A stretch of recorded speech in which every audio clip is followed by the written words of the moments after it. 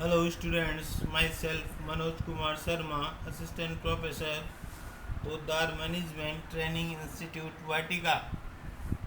Students, today we will be teach about the measure to stop sexual harassment, यौन उत्पीड़न रोकने के प्रावधान क्या क्या हैं और भारतीय दंड संहिता में इस संदर्भ में किस प्रकार से कहा गया है। सबसे पहले यौन उत्पीड़न रोकने के उपाय के बारे में बात करेंगे कि किस प्रकार से इसके क्या उपाय हैं।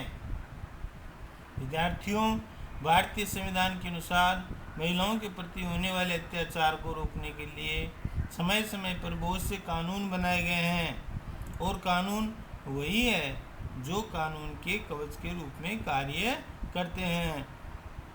और जैसे सभ्यता का विकास हो रहा है तब से यौन उत्पीड़न के मामले बढ़ते जा रहे हैं। पहले कोई सेक्स हरेसमेंट के बारे में नहीं समझता था। कुछ विद्वान कहते हैं कि एजुकेशन का भी इस पर कोई विशेष प्रभाव नहीं पड़ा, क्योंकि कई बार ऐसा कहा जाता है कि जो शिक्षित वर्ग होता है वो इसके परिणामों को उनको जानकारी होती है कि इस प्रकार के अपराध किए गए तो क्या प्रावधान हमारे दंड संहिता के अंतर्गत आते हैं, इसलिए वो इसमें सम्मिलित नहीं होते हैं। बाकी अशिक्षित वर्ग और जो इस प्रकार के दुर्व्यसन करने वाले व्यक्ति होते हैं वो इस प्रकार के कुकृत्य कहना इसको गंभीरता से लिया जाना चाहिए। अब इसके बाद में यौन उत्पीड़न के रोकने की क्या प्रावधान है। भारतीय दंड संहिता पहले भारतीय विधि आयोग द्वारा तैयार की गई थी। इसके अध्यक्ष लॉर्ड मेकाले थे। इनको जो है 1 जनवरी 1837 में जनरल इन काउंसिलिंग के सामने स्वीकृति के लिए प्रस्तुत किया गया था और ये 1 जनवरी 1962 को जम्मू कश्मीर के अलावा समस्त देश में लागू कर दिया गया था। जिससे किसी भी प्रकार की अगर समस्या है, कोई वास्तव में महिला, युवती या बालिका इससे संबंधित पीड़ित है तो उसके लिए ये दंड संहिता लागू की गई है। आगे बढ़ेंगे कि इसमें विशेष धाराएं जो तैयार की गई है वो धाराएं कौन कौन सी हैं और इन धाराओं में किस प्रकार का जो है प्रावधान दिया गया है। सबसे पहले बात करेंगे धारा 354। विद्यार्थियों, इस धारा में अभियुक्त हमला व आपराधिक बल यानी अकेली स्त्री को देखकर उसके ऊपर किसी भी प्रकार का शारीरिक हमला वो करता है और इसके बाद में उसकी लज्जा को भंग करने का उद्देश्य अगर उसका रहता है, आपराधिक काज से स्त्री की लज्जा को भंग करना रहे, तो संभावना ये होनी चाहिए कि उसके कार्य द्वारा जो है इस प्रकार से परिभाषित भारतीय दंड संहिता में इस धारा यानी 354 में महिला की लज्जा भंग को परिभाषित न करने के कारण सबसे बड़ी समस्या बनी हुई है। आखिर क्या कहा जाए और किसको माना जाए कि लज्जा भंग है, तो इसके लिए परिभाषित करने के लिए इस प्रकार से जो है कई बार बीच में प्रयास किए गए जो मैं आपको इसमें चर्चा के दौरान आपको बता रहा हूँ। सबसे पहला प्रयास जो इसमें समितियाँ और ये तय की गई, इसमें पंजाब राज्य बनाम मेजर सिंह 1967 में इस प्रकार का प्रयास किया गया, लज्जा भंग की परिभाषित करने की कोशिश की गई।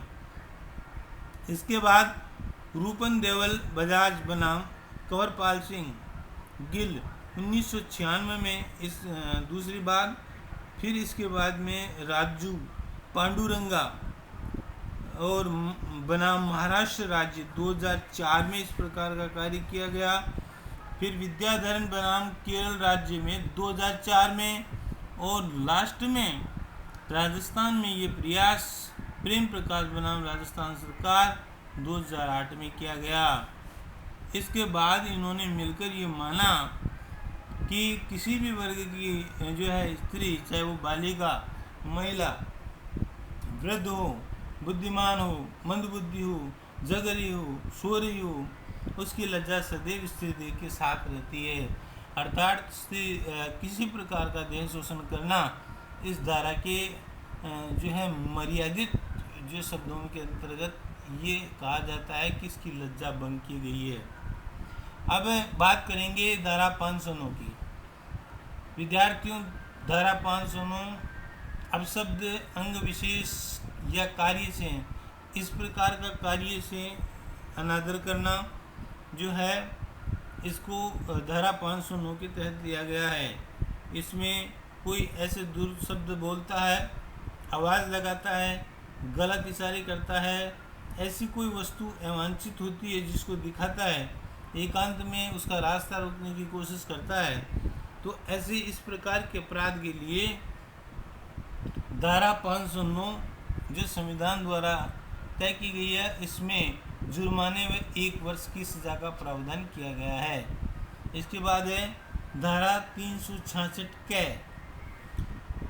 विद्यार्थियों, धारा 366 कै के अंदर अवेक्स कन्या जो जैसे बालिका होती है छोटी 18 वर्ष से कम, किसी स्थान पर ले जाने और उसके द्वारा किसी भी प्रकार का जो शारीरिक शोषण करने के लिए इसको कारावास दंडनीय सजा देगा जो 10 वर्ष तक हो सकता है और इसके साथ जुर्माना भी लगता है।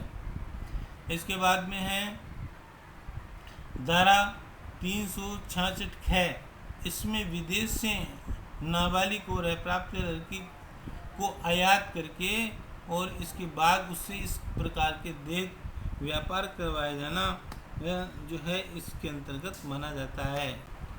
आगे हम बात करें 372 की। धारा 372 वैश्यवृत्ति आदि के लिए अव्यक्ष रूप से यानी जो है गैर कानूनी तरीके से विक्रय किया जाए और महिलाओं को यौन उत्पीड़न का उत्तम रूप धारा 375 के अंतर्गत आता है और ये धारा 376 इसके लिए दंड का प्रावधान भी करता है।